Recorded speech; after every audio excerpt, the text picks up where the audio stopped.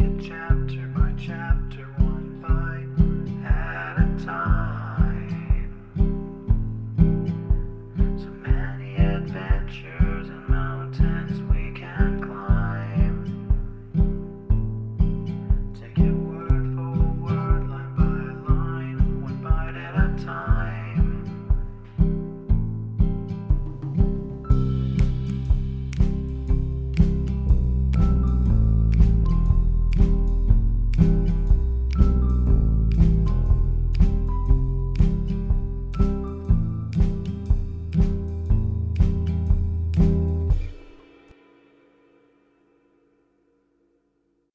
Welcome to Bite at a Time Books, where we read you your favorite classics one bite at a time. My name is Bree Carlile, and I love to read, and wanted to share my passion with listeners like you. If you want to know what's coming next and vote on upcoming books, sign up for our newsletter at biteatatimebooks.com. You'll also find our new t-shirts in the shop, including podcast shirts and quote shirts from your favorite classic novels. Be sure to follow my show on your favorite podcast platform so you get all the new episodes. You can find most of our links in the show notes. But also our website, biteatatimebooks.com, includes all of the links for our show, including to our Patreon to support the show, and YouTube, where we have special behind the narration of the episodes.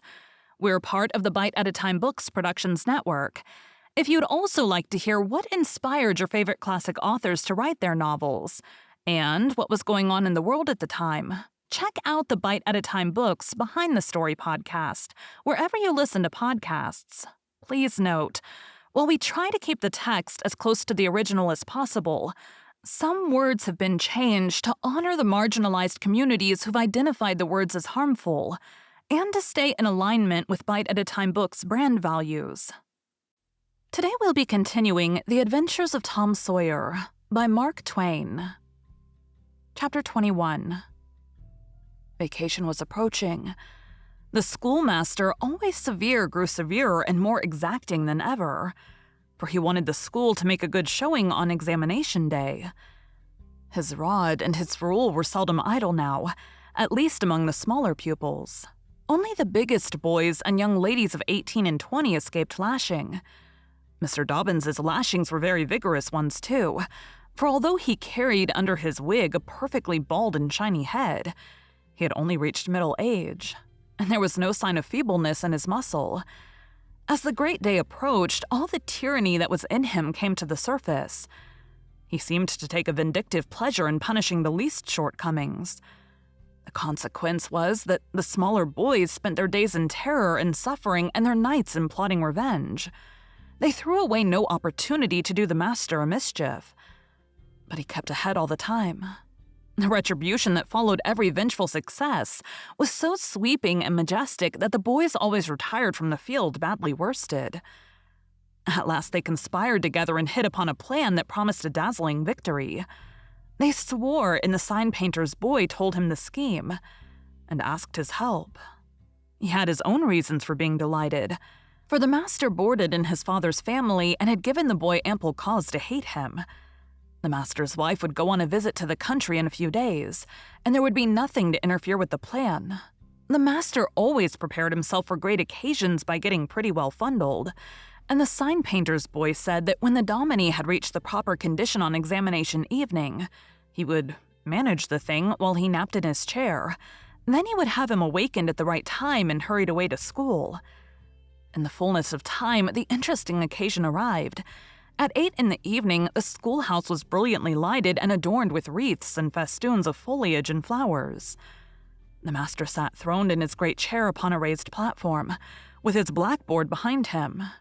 He was looking tolerably mellow. 3 rows of benches on each side and 6 rows in front of him were occupied by the dignitaries of the town and by the parents of the pupils. To his left, back of the rows of citizens, was a spacious temporary platform upon which were seated the scholars, who were to take part in the exercises of the evening. Rows of small boys, washed and dressed to an intolerable state of discomfort. Rows of gawky big boys, snowbanks of girls and young ladies clad in lawn and muslin and conspicuously conscious of their bare arms, their grandmother's ancient trinkets, their bits of pink and blue ribbon and the flowers in their hair. All the rest of the house was filled with non-participating scholars. The exercises began. A very little boy stood up and sheepishly recited, "You'd scarce expect one of my age to speak in public on the stage," etc., accompanying himself with the painfully exact and spasmodic gestures, which a machine might have used, supposing the machine to be a trifle out of order. But he got through safely, though cruelly scared, and got a fine round of applause when he made his manufactured bow and retired.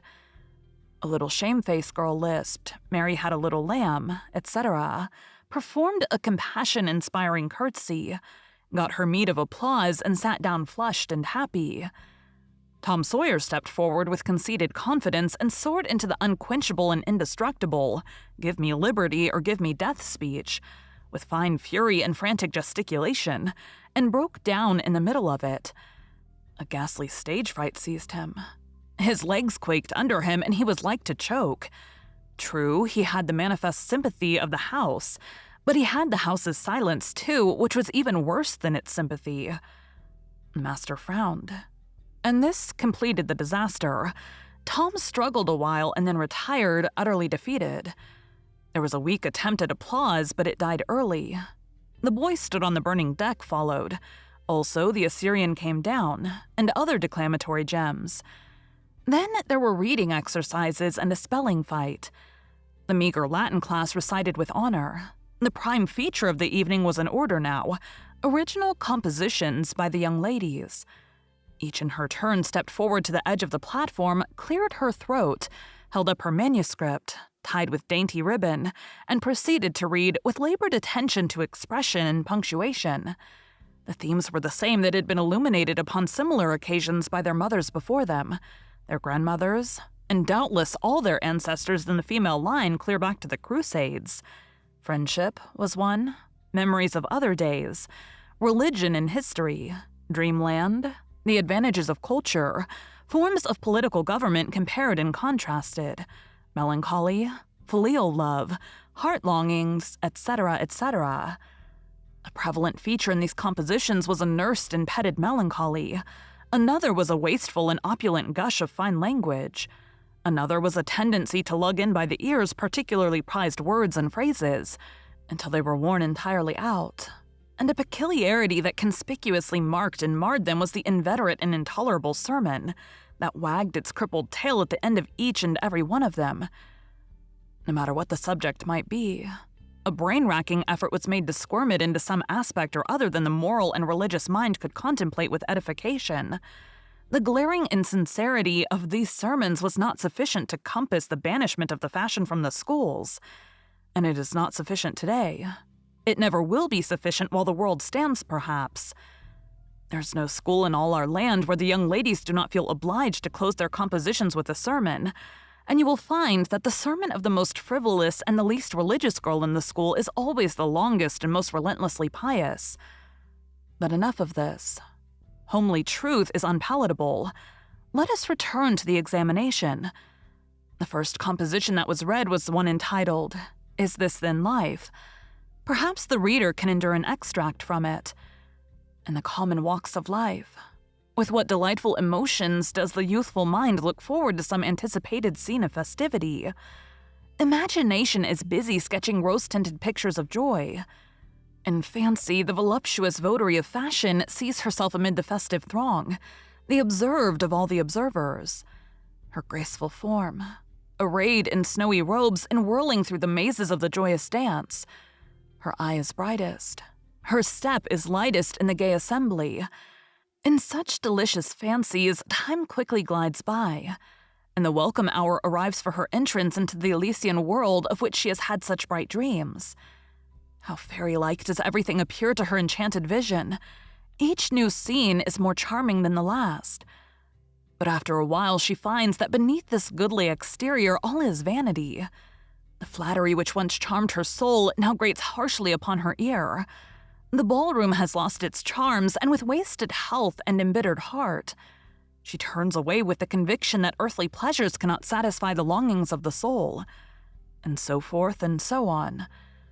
There was a buzz of gratification from time to time during the reading, accompanied by whispered ejaculations of "how sweet," How eloquent, so true, etc. And after the thing had closed with a peculiarly afflicting sermon, the applause was enthusiastic. Then arose a slim, melancholy girl, whose face had the interesting paleness that comes of pills and indigestion, and read a poem. 2 stanzas of it will do.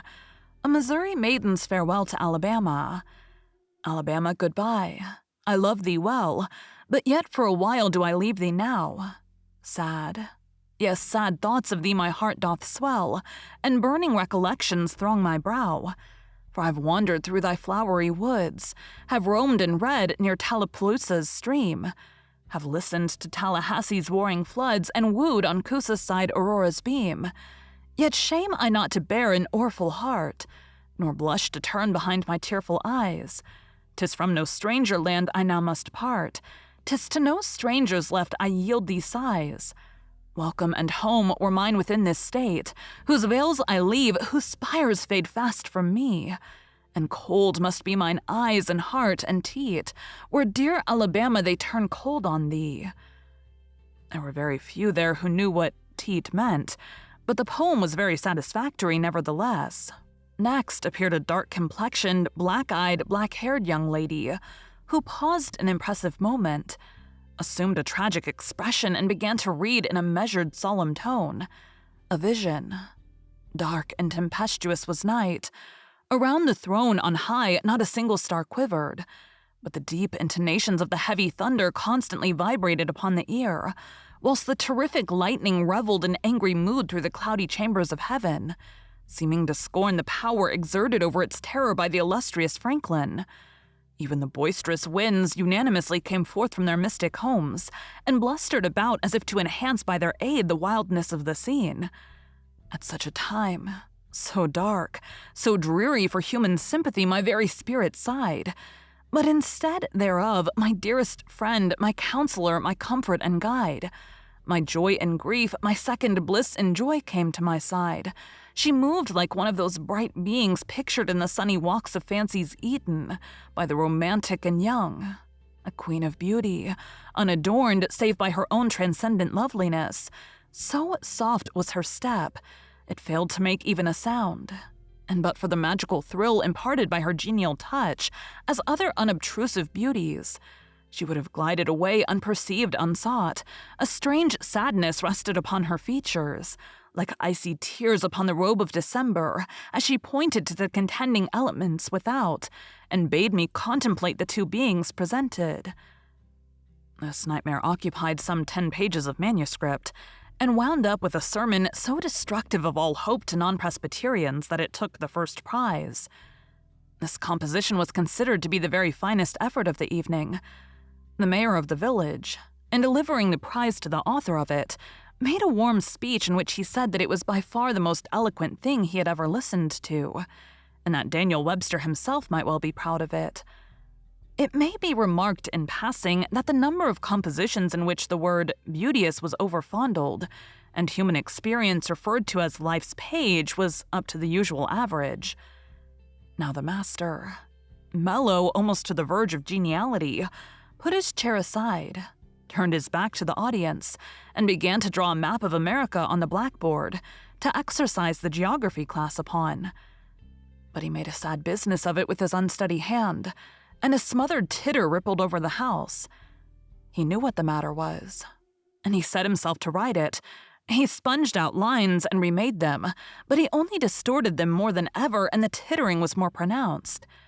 He threw his entire attention upon his work now, as if determined not to be put down by the mirth. He felt that all eyes were fastened upon him. He imagined he was succeeding, and yet the tittering continued. It even manifestly increased, and well it might. There was a garret above, pierced with a scuttle over his head, and down through this scuttle came a cat, suspended around the haunches by a string. She had a rag tied about her head and jaws to keep her from mewing. As she slowly descended, she curved upward and clawed at the string. She swung downward and clawed at the intangible air. The tittering rose higher and higher. The cat was within 6 inches of the absorbed teacher's head. Down, down, a little lower, and she grabbed his wig with her desperate claws. clung to it, and was snatched up into the garret in an instant with her trophy still in her possession. And how the light did blaze abroad from the master's bald pate, for the sign-painter's boy had gilded it. That broke up the meeting. The boys were avenged. Vacation had come. Note: the pretended compositions quoted in this chapter are taken without alteration from a volume entitled Prose and Poetry by a Western lady, but they're exactly and precisely after the schoolgirl pattern, and hence are much happier than any mere imitations could be. Thank you for joining Bite at a Time Books today, while we read a bite of one of your favorite classics. Again, my name is Bree Carlile, and I hope you come back tomorrow for the next bite of the Adventures of Tom Sawyer. Don't forget to sign up for our newsletter at biteatatimebooks.com and check out the shop. You can check out the show notes or our website, biteatatimebooks.com, for the rest of the links for our show. We'd love to hear from you on social media as well.